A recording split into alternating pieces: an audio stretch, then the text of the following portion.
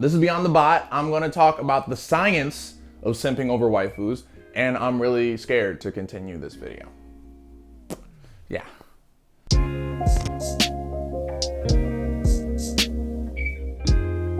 Okay, so the year is 2016, and I'm typing up a storm on my laptop. I was typing up something on a subject I had to send now, something that really mattered to me. And it wasn't a paper for a class. I said it really mattered to me. That should have been your first tip. It had nothing to do with college. Re:Zero had just finished up their first season, and I was on a Reddit forum arguing that my waifu Rem wasn't trash and that Amelia wasn't the best girl by a long shot. And there were like 12 to 20 people on this thread getting in an actual tizzy over fictional characters. And for as small as all that seems, you'd think by now I'd be over it. If anything, dare I say, it's worse than ever now.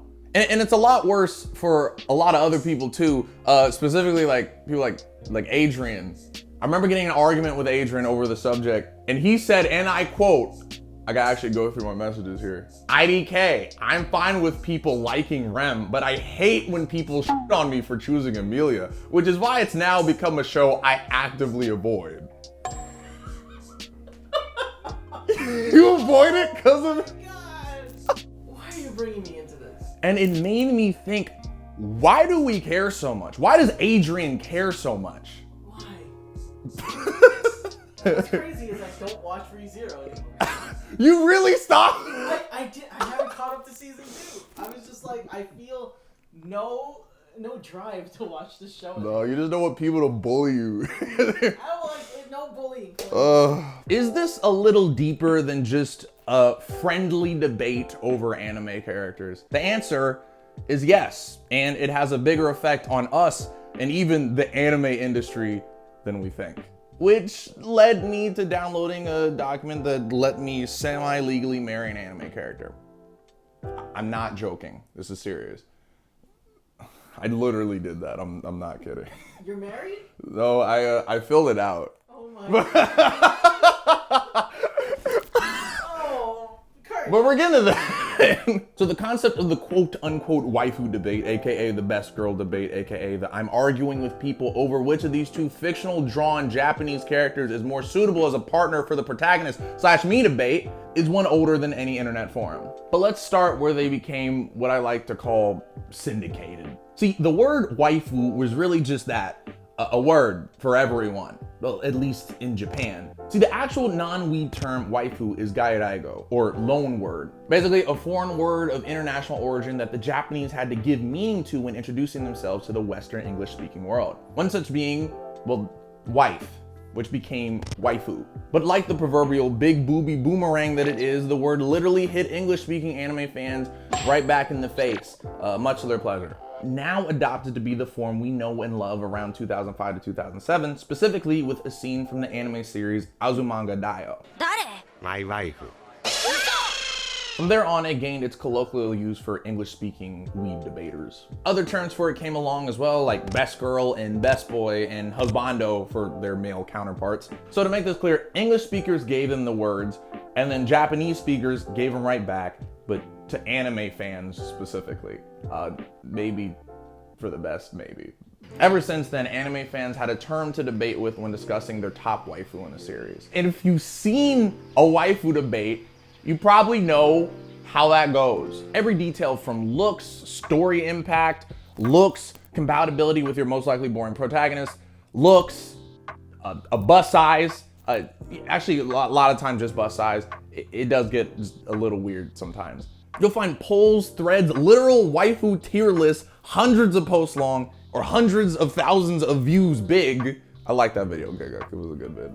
Even brackets, like it's the NBA finals for anime characters. It's like a tournament arc, but instead of fighting with powers, we fight with surface level observations on people. But the thing is that the rating system kind of feels a part of the culture. I mean, some guy who happens to work at CBR just made an article about why Miku is the best quintuplet from the quintessential quintuplet series. And it's crazy because this all tracks just because I read that shit in its entirety. But it makes sense.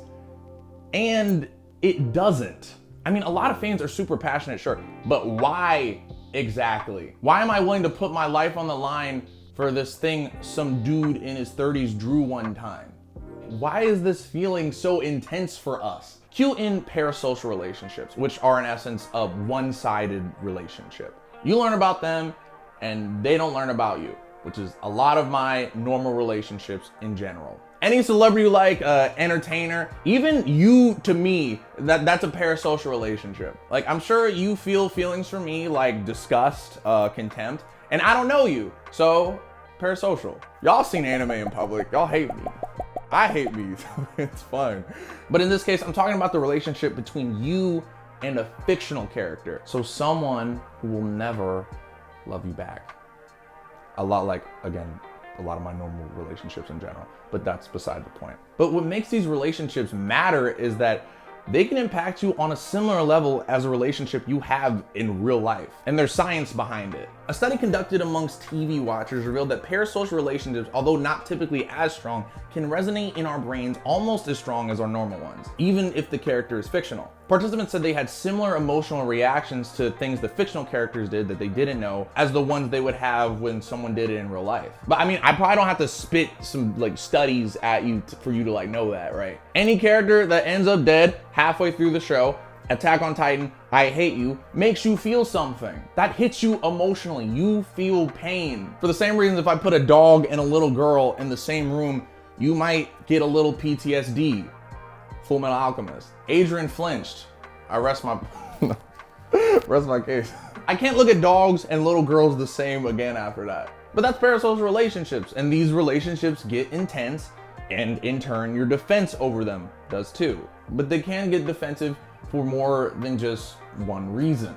Riva, I apologize if I mess up your last name, I apologize. Tuchakinski.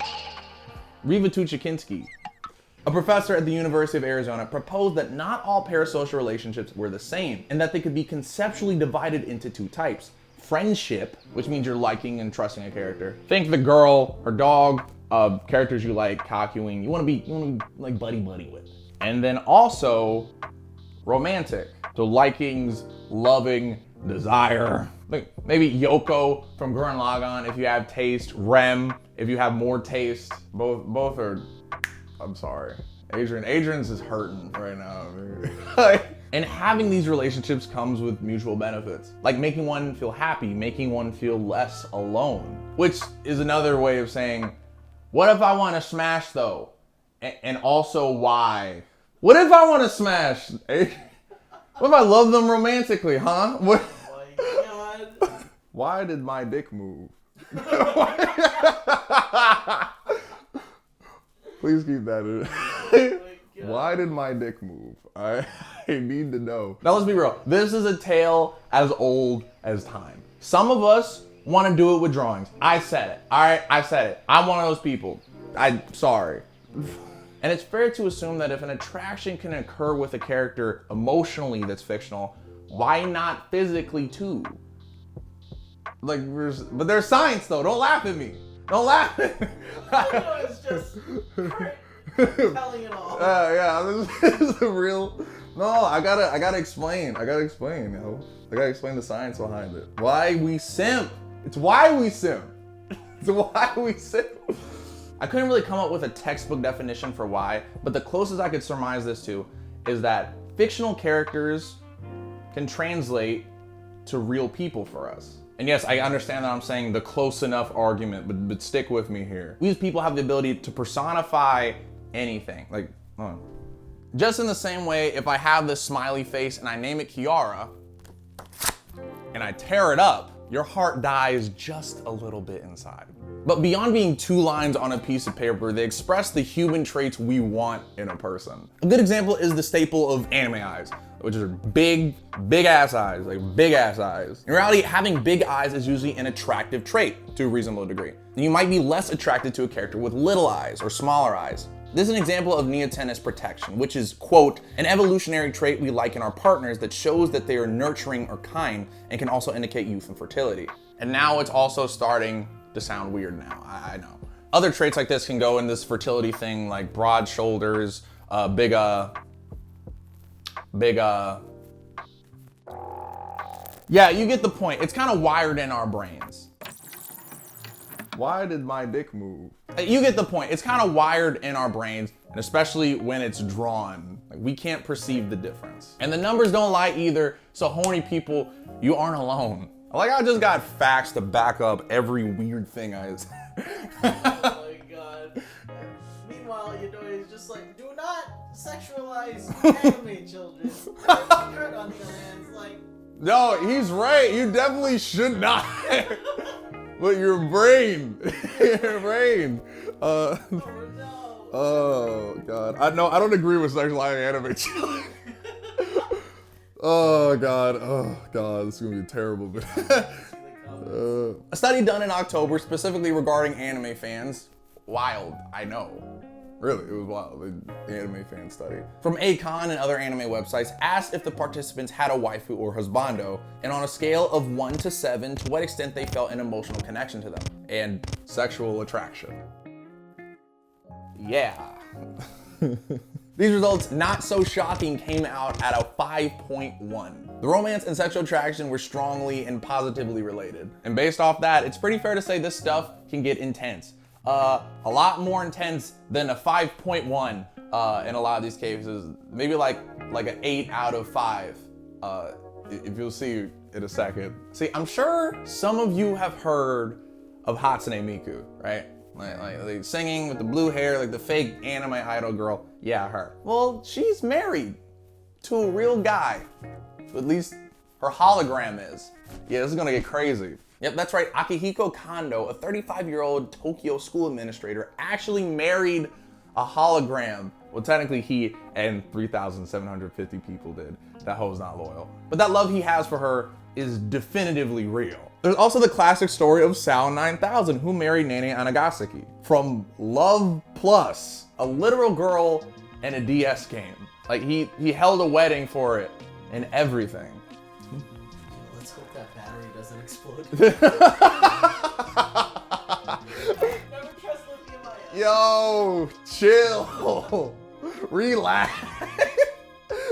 The trauma that man. Oh. Professor Masahiro Yamada, a sociologist in Japan, has for years carried out regular surveys asking young people what they feel affection for, including pets, pop stars, sports stars, anime characters, and virtual idols. And in his survey, about 12% of young people reported sometimes or often falling in love with an anime or video game character. All that affection for something that can't love you back. Whew. Ugh. I mean, when Kondo asked Hatsune Miku to marry him, the hologram requested that he cherish her. And for most people, from real people, that would be a great response, like a really heartfelt thing. But you know what his response was? I knew she was programmed to say that, but I was still really happy. Bruh. How happy can you be, though? Like, ugh, yo. I mean, but he's happy. Like, we're. What do you do after Yeah, what do you do? What do you do? What do you do? I'm so confused. Now, to be fair, in this example and a couple of the other examples I mentioned before, loneliness is a big factor for some of these parasocial relationships, especially in Japan. These examples may have a lot more to do with the loneliness and income culture there and the expectations made by said culture, but that's a whole nother video that I'm not qualified to tackle, so. But if it shows anything, it shows the genuine impact and power these relationships can have on us. So I ask a question, is it innocent? What am I getting at exactly? Well, yeah, that guy who married Hatsune Miku, she had a price tag of $2,750. Fuck. See, in my eyes, character interaction is one of the main drivers for interest in a series. And the main thing that keeps the anime afloat is not the people who watch it, but the people who buy the merchandise for it. And the merchandise is, well, a lot of the times, characters. Outside of supporting a release fans really like, a lot of sales, dare I say, can be contributed to these parasocial relationships. It was made through a company called Gatebox, where parties can literally submit to have a marriage registration for the company's recognition. You can even apply to work there, and upon marrying up, get an additional stipend of 5,000 yen a month. And now that I say that, it sounds completely nuts. But the amount these connections deal with financial income for these companies is quite apparent here, especially considering that these holograms sold out right out the gate, which again, crazy. So crazy that I definitely tried it I'm not gonna lie. Unfortunately, it's been shut down since then, much to my dismay. But the marriage forum has all the things a marriage forum has. The company wouldn't have even let you marry multiple girls. You can only pick one. Like, marriage works. That's crazy. Yeah, it is. It's wild. It's wild. It's wild. It's it's like a form. You ask for all your personal information. I'd fill it out like half. And I say this all to say, waifu and husbando love really drives the anime industry. And the people who make these series, they know it too. Debates have been set up not only in independent forums, but by the studios that make their shows, often having polls of favorite characters themselves. Quintessential Quintuplets even sponsored a poll about which girl is best girl. And if you go to buy a figure of Miku, the winner of that poll, it's completely sold out. Which is wild because figures are also expensive, retailing sometimes, if you want a good one, anywhere between $50 to $200. Personal example, one of my favorite games, not entirely anime, don't crucify me, Danganronpa 2 sells figures of one of my favorite waifus, Chiaki, for $167. Yo, the price of love is expensive. Yeah, it is, yo. It's like having a real girlfriend. It's a 1/8 scale. Yeah, one is like, oh man. You're paying 1/8 the price of a marriage. Yeah, for what? A 1/8 scale figure. I do put a bit in there about this. Like, it's pretty much like, Oh. yeah.